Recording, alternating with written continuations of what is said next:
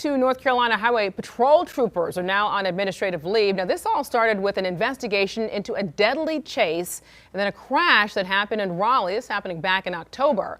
So the findings now resulted in the Wake County District Attorney's Office dismissing 180 cases, some dating back to 2021. And it surrounds Sergeant Garrett Macario and his supervisor, Sergeant Matthew Morrison. So Wake County District Attorney Lauren Freeman says that she found evidence that raised questions about Macario's credibility. Let's bring in Chief Legal Analyst Clive Rhodes to this conversation. Clive, I do want to make it very clear that these officers have not been charged with any crime, but they're now being investigated. So do we know what the District Attorney's Office now discovered that just had all this be a concern? Inconsistencies. I mean, she looked at the video specifically from this crash, and when looking at the video, you can see what's happening on the video, but then he makes statements on the video that were totally different than what she could see on the video, which led her to believe that, okay, let me look at some more of his cases.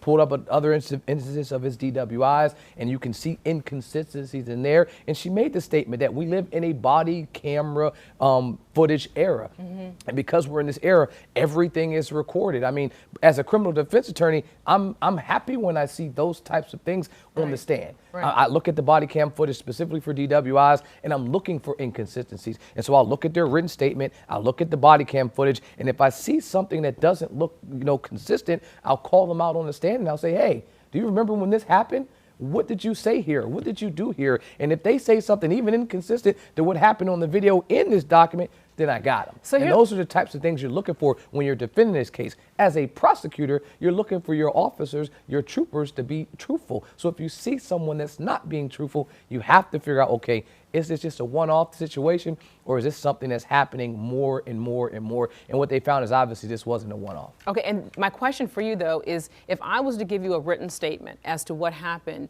don't the officers watch the body camera video footage first? No, that's not how it happens. And so typically what happens is there is an incident that occurred. Say, for instance, this incident where there's a DWI.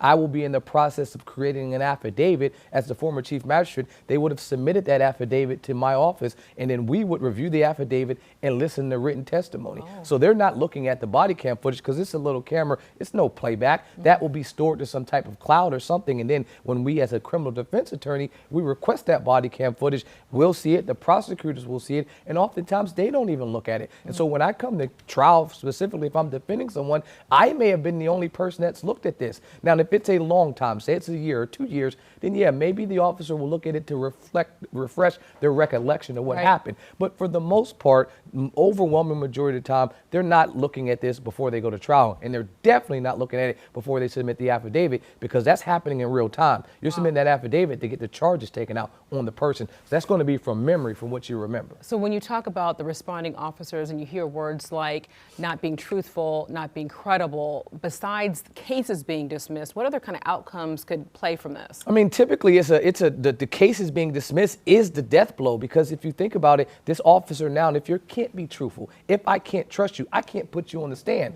And so now you're placed on something called a giglio list. When you're placed on that giglio list, they have an obligation, they as in the prosecutor, to explain that and to release that information to defense attorneys.